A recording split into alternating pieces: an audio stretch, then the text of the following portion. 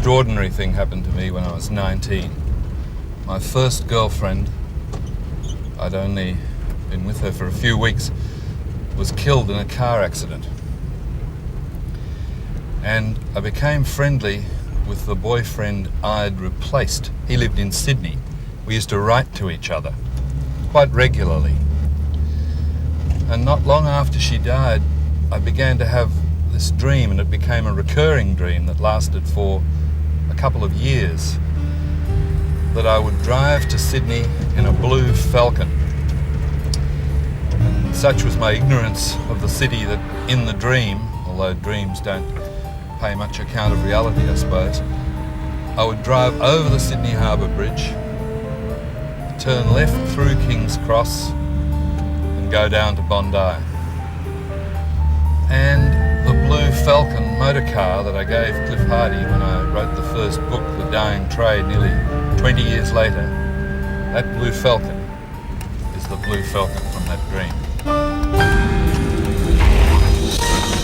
Oh, Christ. God, I just wrote this today. Latest Hardy. It's called Dead Quick.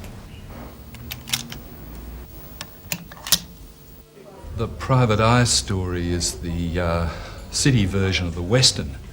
And these kinds of stories are about violence and collision. They're not quiet indoor stories, they're action stories in the outdoors. And The Private Eye is something like The Gunslinger. And the gunslinger cops it. I've put him in hospital a few times. He limps around from time to time. He's broken the odd bone. And there are softer things that happen, emotional problems that beset him. So varying that mix is fun for me. And do you think it's you putting yourself out there, but he does the work?